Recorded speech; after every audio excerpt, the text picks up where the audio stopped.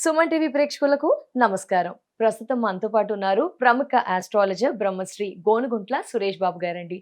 మరి ప్రతి మాసం కూడా మనం గురుగారి ద్వారా జాతక వివరణ తెలుసుకుంటూ వస్తున్నాం. అలాగే పరిహారాలు, ప్రిడిక్షన్స్ ఏ రాశి వారికి ఎలా ఉండబోతుందనేది చక్కగా గురువుగారు వివరిస్తూ వస్తున్నారు. మనం వింటూ వస్తున్నాం.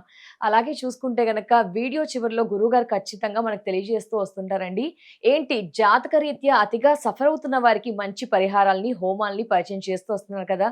మరి సెప్టెంబర్ మాసం అంతా కూడా ద్వాదశ రాశుల వారికి ఎలా ఉండబోతుంది? ఈ వివరణ అంతా కూడా గురువుగారి మాటల్లో విందాం. గురువుగారు నమస్కారం గురువుగారు. సంధి గారు నమస్కారం అండి.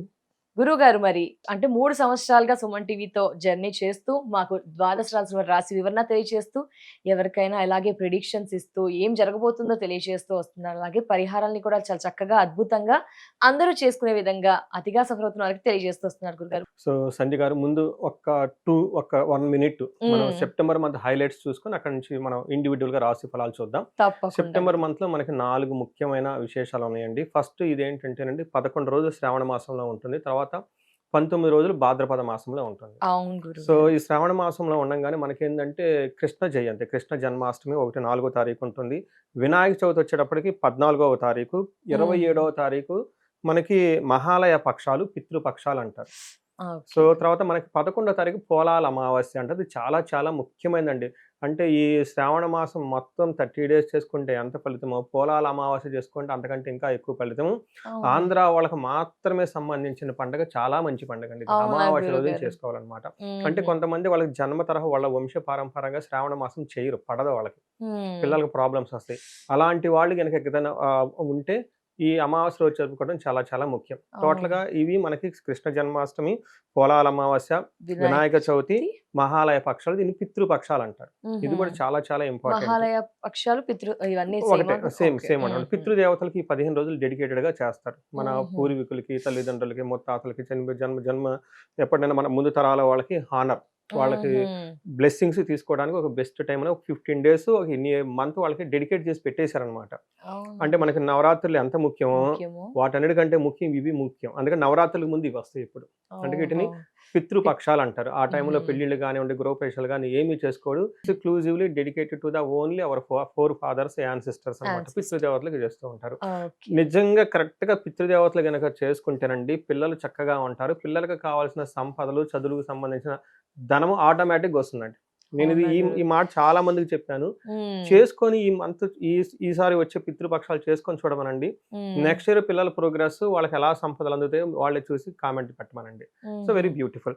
ఇది ఓకే ఒక గురు. పండగైతేనండి. ఇది అంతా ఓకే. ఒక సెక్షన్ అయితే అవును గురుగారు. మనకి యాస్ట్రాలజికల్ పాయింట్ ఆఫ్ వ్యూలో 4 గ్రహాలు మారుతూ ఉన్నాయండి. హుహు. అవొచ్చేటప్పటికి శుక్రుడు 2వ తారీఖున మారుతున్నారు. 7వ హ్మ్. తారీఖున బుధుడు మారుతున్నాడు. కుజుడు 18వ తారీఖున, సూర్యుడు 17వ తారీఖున. హుహు. అంటే 2, 7, 17, 18 తారీఖులో 4 గ్రహాలు మారుతూ ఉన్నాయి. మారుతున్నాయి. ఈ యొక్క గ్రహాల యొక్క ఇంపాక్ట్ మనం ఈ సెప్టెంబర్ మాసంలో ఎలా ఉందో చూసుకొని 12 రాసుల వారికి మీరు చెప్పిన విధంగా ఆహ్, ఆ యొక్క గ్రహాల ఇంపాక్ట్ ఎలా ఉంటుంది? ఉంటుంది. అలా అని ఇండివిడ్యువల్‌గా రాసులకి ఎలాంటి పరిహారాలు 2 రకాలు చెప్తాను. అవును ఒకటొచ్చేటప్పటికి గురు. వాళ్ళు హోమ్ రెమెడీస్, సెల్ఫ్ రెమెడీస్ ఇంట్లోనే చేసుకునేయి.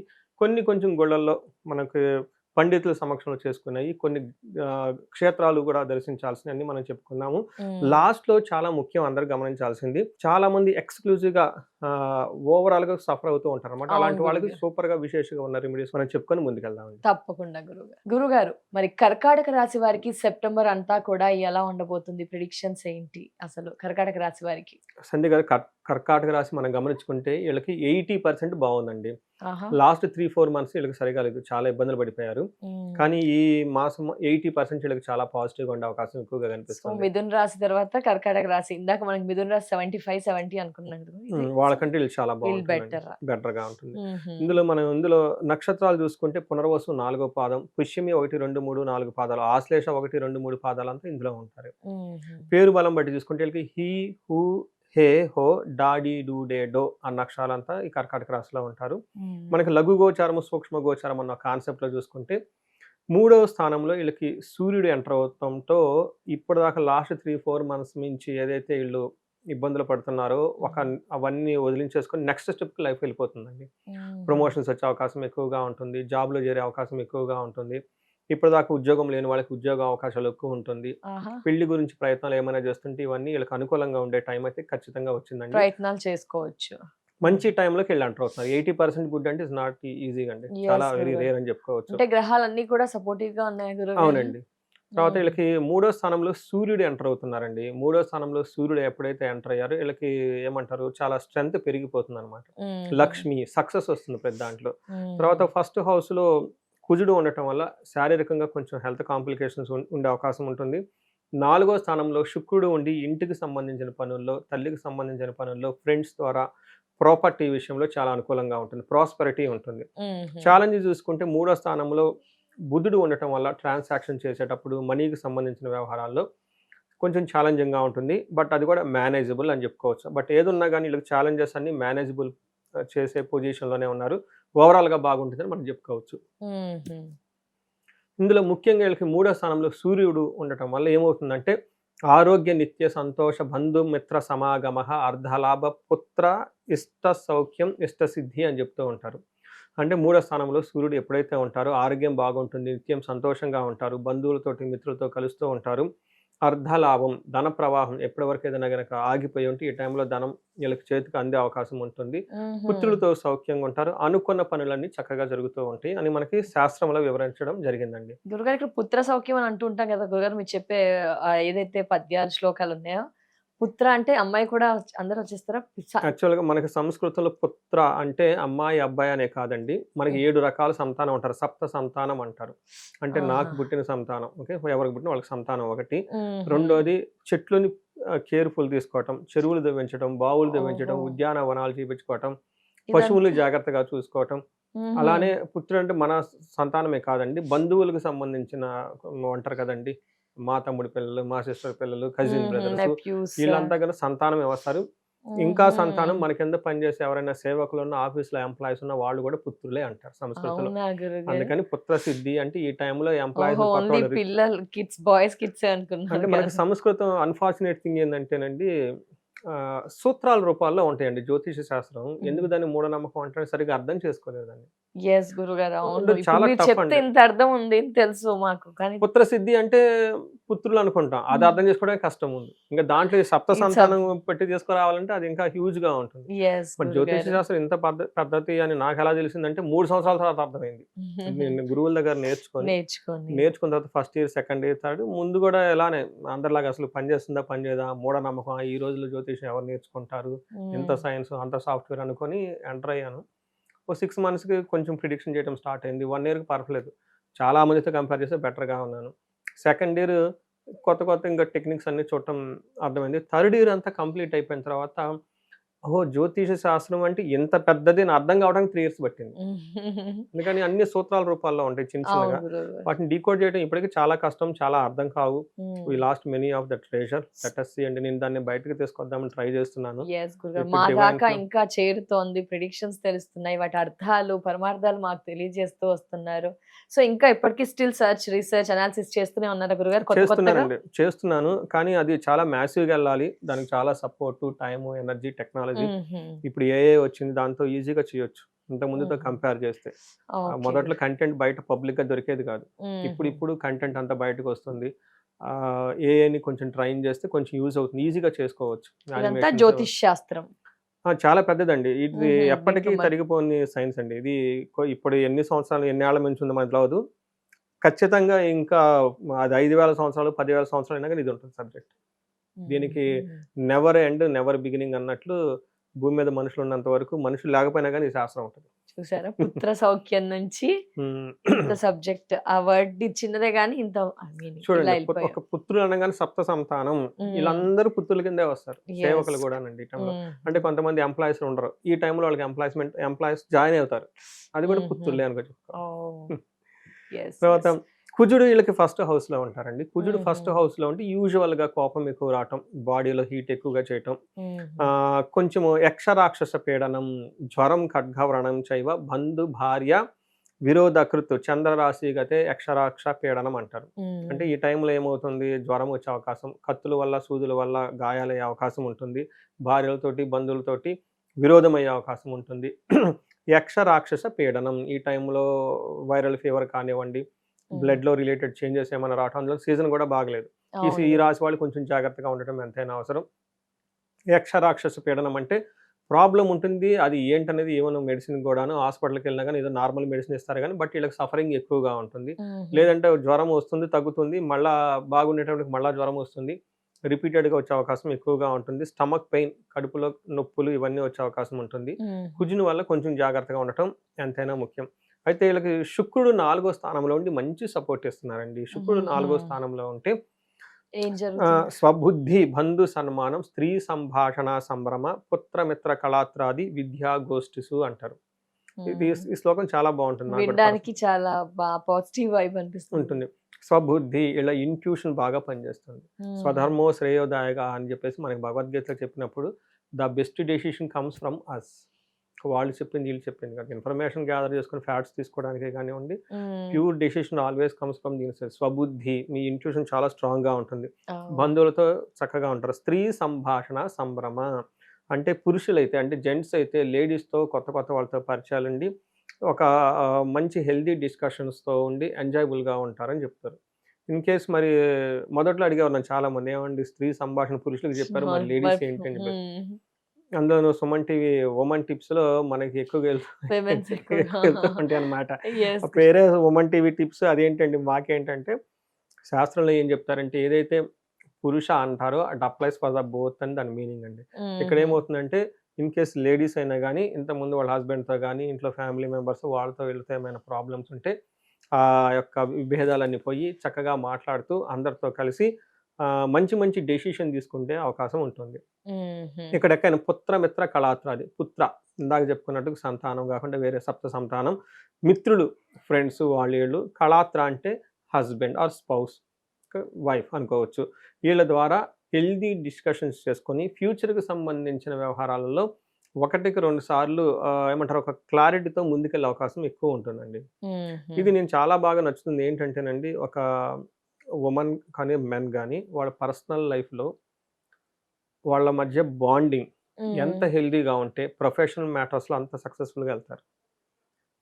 ఇది చాలా చోట్ల ఉందండి. అవును ఇది గురు. మోడర్న్ అందుకని గృహలక్ష్మి అన్నారు. ఎందుకు గృహాన్ని ఆడోళ్ళు ఉండే ఇల్లు, భార్య ఉండాలన్నారు. గృహలక్ష్మి. లక్ష్మి. లక్ష్మి అని ఎందుకన్నారంటే మన పెద్దవాళ్ళు ఇది కాదు. రీసెంట్‌గా ఒక సైంటిఫిక్ ఎక్కడో నేను చూసాను నేను. సక్సెస్‌ఫుల్‌గా ఉన్న ఎవరైతే ఉన్నారో వాళ్ళకి కారణం ఏంటంటే వైఫ్ ఎంత కంట్రిబ్యూట్ చేసింది, లేదంటే హస్బెండ్ ఎంత కంట్రిబ్యూట్ చేశారని చూస్తే 75% wife or spouse is a contributor for their success అని చెప్పేసి ఉందండి. వావ్!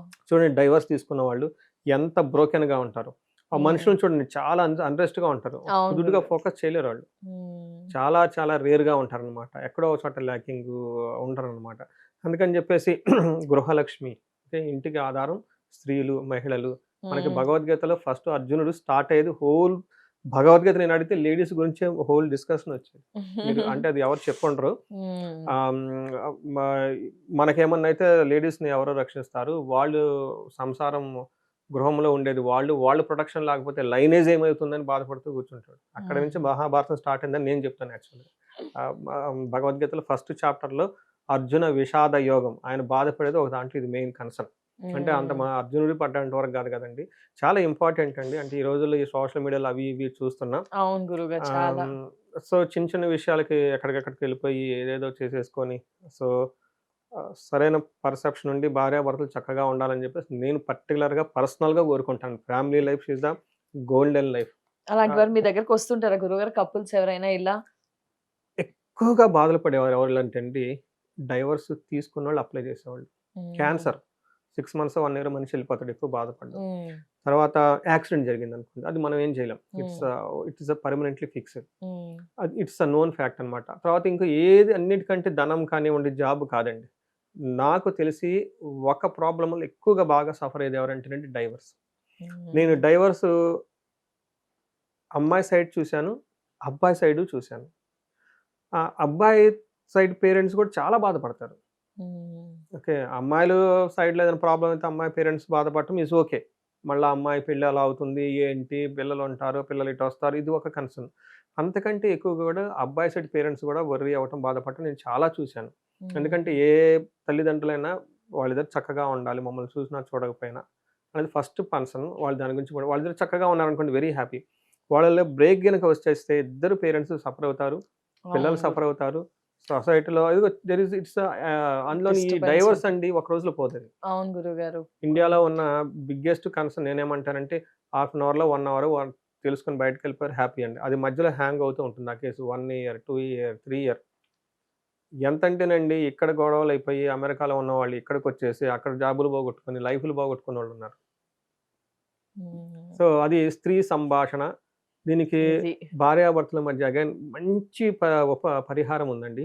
చాలా ఏంటి మందికి తెలవదు. గురుగారు? విశ్వావసు గంధర్వ రాజా హోమం అని జెప్పేసి ఇది ఉంటుంది. చేస్తే ఏమవుతుంది గురుగారు? ఇది చేస్తే వాళ్ళిద్దరి మధ్య అన్యోన్యత పెరుగుతుంది. అలానే హుహు. అన్యోన్య దాంపత్య పాశుపతాభిషేకం అని ఒకటుంటుంది. ఈ అది 2 చేస్తే గిలక చేస్తే హ్మ్. వాళ్ళ మధ్య చాలా బ్యూటిఫుల్ బాండింగ్ ఉంటుందండి. అవునా గురుగారు? తర్వాత ఇద్దరు కలిసి మెడిటేషన్ గనక చేయగలిగితే, డీపర్ మెడిటేషన్ చేయగలిగితే అసలు సో స్మూత్ బాండింగ్ అండి.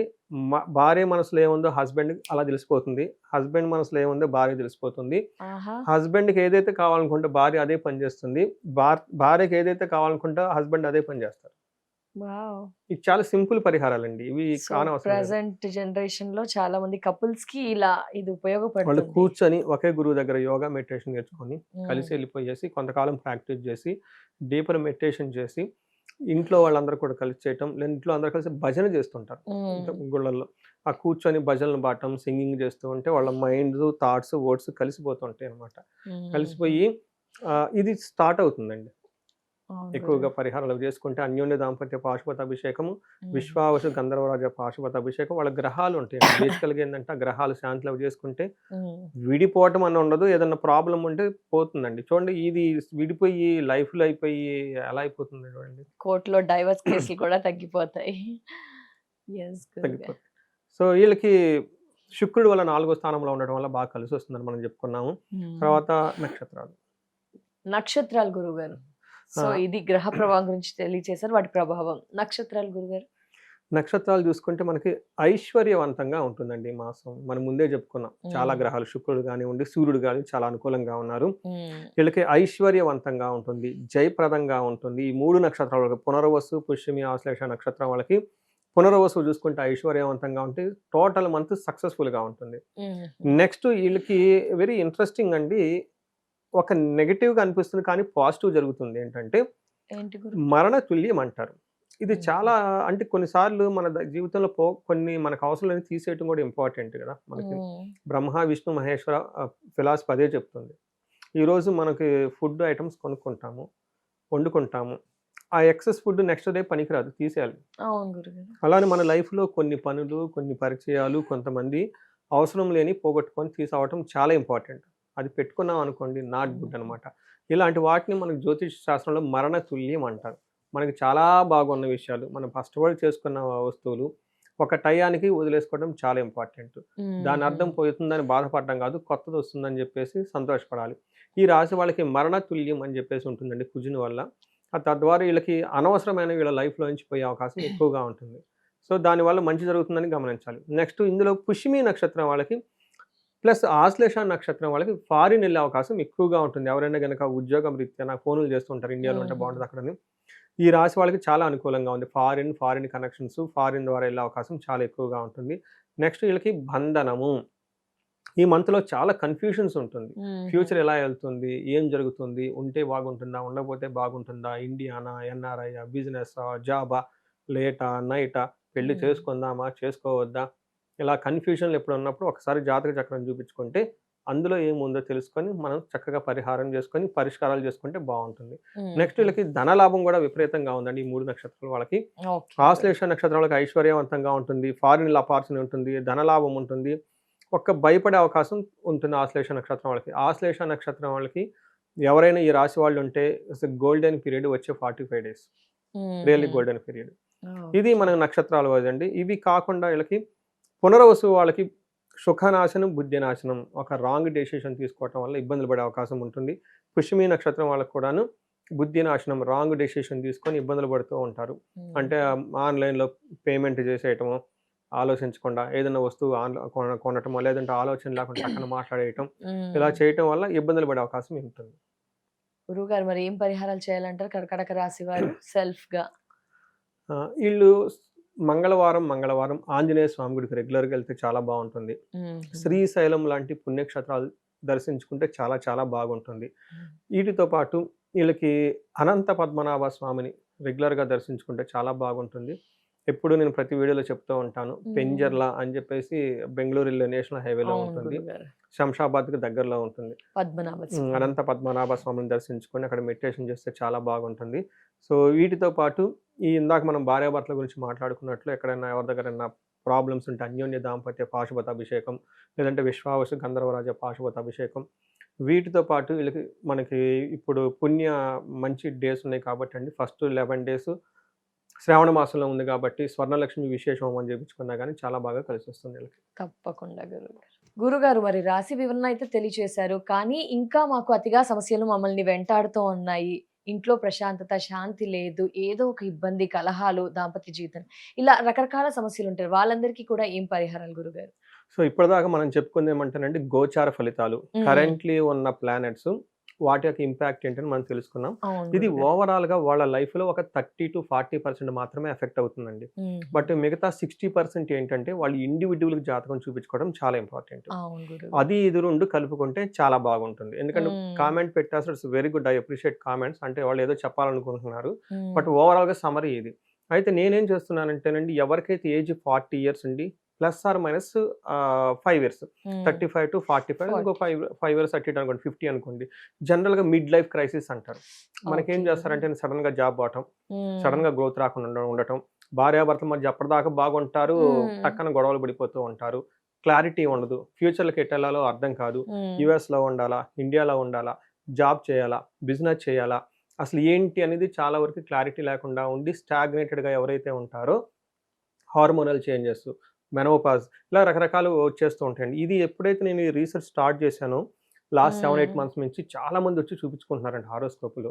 So, okay. మేము మిడ్ లైఫ్ క్రైసిస్‌తో బాధపడుతున్నామండి. ఎందుకొచ్చిందో మాకు అర్థం కావట్లేదని. కానీ హ్మ్. జ్యోతిష శాస్త్రంలో బ్యూటిఫుల్‌గా ఆన్సర్ ఉందండి అది. అవునా మనకి గురుగారు? మిడ్ లైఫ్ క్రైసిస్ అని ఒక టైటిల్ పెట్టి పక్కనేయకుండా హ్మ్. మనకేం చెప్తారంటే శాపాలేమైనా ఉన్నాయా? గ్రహ హుహు. దోషాలేమైనా ఉన్నాయా?